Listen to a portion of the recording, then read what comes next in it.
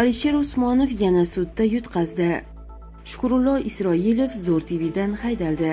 Mirziyoyev va Lukashenkoga ularning ismlari tushirilgan Hakkiy kiyimi topshirildi. O'zbekiston daryo suvi uchun Qirg'izistonga $240,000 to'lagani ma'lum qilindi. Farg'onada qizi bilan ishqiy munosabatda bo'lgan erkakdan $500 talab qilgan ota qamaldi. Sabzi to'g'raydigan uzoq kutilgan mahsulotimiz endi sotuvda.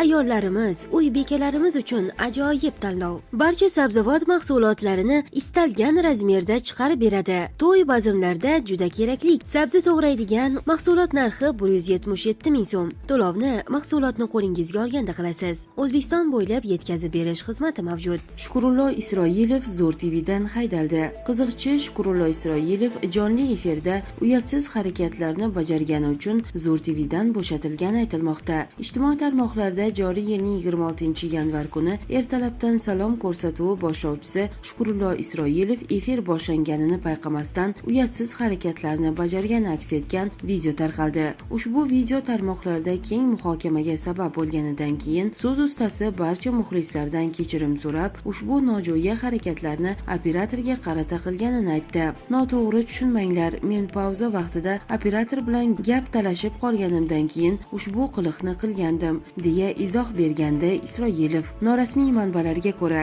qiziqchi aynan ushbu harakatlari uchun ishdan bo'shatilgan. Alisher Usmonov yana sudda yutqazdi. Milliarder Alisher Usmonov Yevropa umumiy yurisdiksiya sudida o'ziga qarshi sanksiyalarni bekor qilish bo'yicha da'vo arizasida yutqazdi. U Rossiya hukumatining Ukrainani beqarorlashtirish siyosatini faol qo'llab-quvvatladi, deyiladi Yevropa ittifoqi o'zining sanksiyalar qarorida. Yevropa sudi, shuningdek, Rossiya bosh vazirining sobiq birinchi o'rinbosari Igor Shuvalovning ham xuddi shunday shikoyatini rad etdi. Yevropa ittifoqi va uning Ukrainaning hududiy yaxlitligi, suvereniteti va mustaqilligiga putur yetkazuvchi harakatlar va siyosatlarni qo'llab-quvvatlovchi sifatida tavsifladi.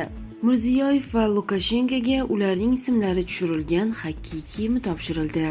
Avvalroq O'zbekiston prezidenti Shavkat Mirziyoyev va Belarus yetakchisi Aleksandr Lukashenko Toshkentdagi Humo Arena sport majmuasiga tashrif buyurgani haqida xabar bergan edik. Prezident matbuot xizmatining xabar berishicha, Mirziyoyev va Lukashenko Toshkentning Humo va Ostonaning nomad xokkey jamoalari o'rtasidagi uchrashuvni tomosha qilgan. O'yin yakunida oliy martabali mehmonlarga ularning ismlari tushirilgan Hakkiy kiyimi topshirilgan. Ma'lum qilinishicha, Muz saroyidagi ushbu uchrashuv chuqur ramziy ma'noga ega. Aleksandr Lukashenko xokkey ishqibozi. U Belarusda ushbu sport turini rivojlantirishga alohida e'tibor qaratib, o'zi ham bir necha bor muz maydoniga tushgan. O'zbekistonda ham sportning qishki turlari, shu jumladan xokkeyni rivojlantirish bo'yicha katta ishlar qilinmoqda. 2019-yilda davlat rahbari tashabbusi bilan Humo Arena ko'p funksiyali muz saroyi barpo qilingan edi. Toshkentning Humo jamoasi xalqaro va mintaqaviy musobaqalarda muvaffaqiyatli ishtirok etmoqda.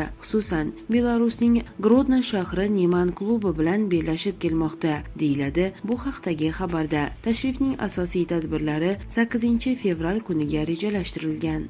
Farg'onada qizi bilan ishqiy munosabatda bo'lgan erkakdan $500 talab qilgan ota qamaldi.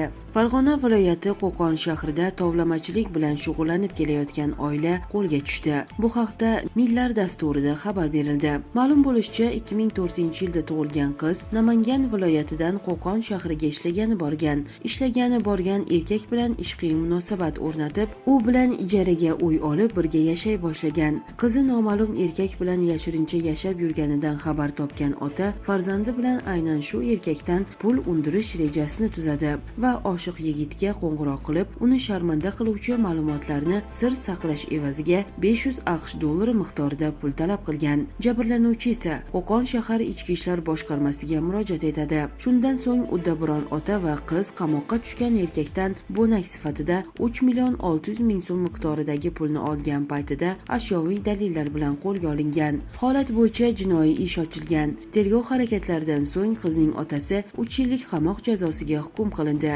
Uning qiziga esa ozodlikni cheklash jazosi tayinlandi.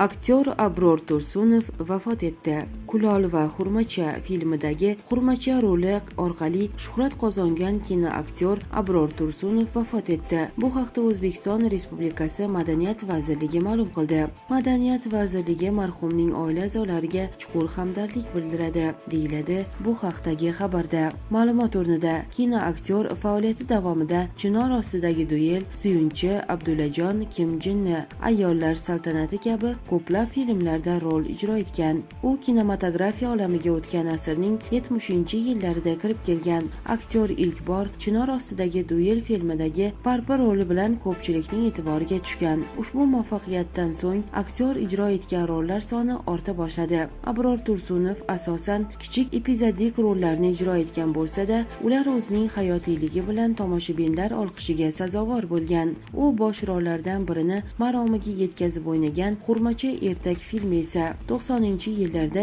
ekran yuzini ko'rgan.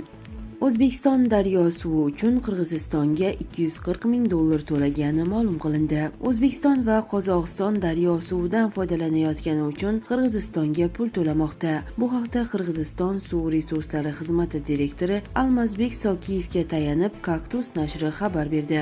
Sokiyevning aytishicha, O'zbekistondan o'tkazilayotgan mablag'lar yildan-yilga ko'paymoqda. Qozog'iston har yili mablag' ajratadi, lekin buni bizga o'tkazmaydi. Biror bir ish bajaradi. Masalan, mamlakatlararo foydalaniladigan suv obyektlarini ta'mirlaydi. Kirov suv omborida katta mablag' talab qiladigan darvozani almashtirib berishdi. Har yili ta'mirlash ishlariga 179 million tenge sarflaydi, degan Sokiyev. Uning so'zlariga ko'ra, ayni damda Qozog'iston bilan bu kabi ishlarni bajarmasdan faqat obyektlarni saqlash uchun zarur bo'lgan mablag'ni o'tkazish bo'yicha muzokaralar olib borilmoqda.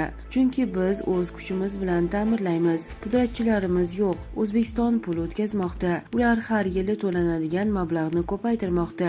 2023-yilda $240,000 bergan bo'lsa, bu yil $280,000 to'laydi. 2025-yilda esa undan ham ko'proq bo'ladi. Ular ko'payadi.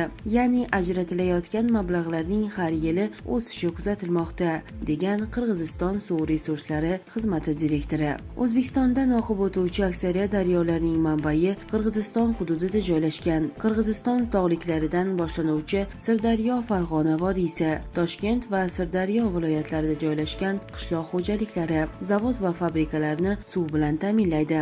Iqlim isib borishi oqibatida daryoni suv bilan ta'minlovchi muzliklar erib bormoqda. Qirg'iziston hukumati esa daryo suvining to'g'ri sarflanishini nazorat qilishiga, qo'shimcha gidroinshootlar qurishiga to'g'ri keladi. Qozog'iston va O'zbekiston shu sabablarga ko'ra Qirg'izistonga pul to'layotgan bo'lishi mumkin. Har bir ona va bola o'limi favqulodda holat deb baholanadi. Prezident raisligida ijtimoiy sohadagi ustuvor vazifalarga bag'ishlangan yig'ilish bo'lib o'tmoqda. Yig'ilishda prezident onalar va go'daklar o'limining oldini olish masalalariga alohida to'xtalib o'tdi. Har bir ona va bola o'limi favqulodda holat deb baholanadi va so'rov shunga yarasha bo'ladi, deya ogohlantirdi Prezident Sog'liqni saqlash vazirligi viloyat hokimlari, viloyat va tuman tibbiyot idoralari rahbarlarini, xorijdan mutaxassislarni olib kelib, eng avvalo ona va go'dak o'limi yuqori 20 ta tuman va shahardagi tibbiyot xodimlarini o'qitish topshirildi. Xavf guruhiga kirgan homilador va tug'ruq yoshidagi ayollar bilan ishlash protokoli yangilanadi. Tibbiyot brigadalaridagi 8,5 ming doya ilg'or tajriba asosida reproduktiv salomatlik va homiladorlar parvarishi bo'yicha o'qitiladi. Perinatal markazlar boshqaruviga xorijiy mutaxassislarni olib kelish, 229 ta tug'ruqxonani zamonaviy tibbiy uskunalar bilan jihozlash topshirildi.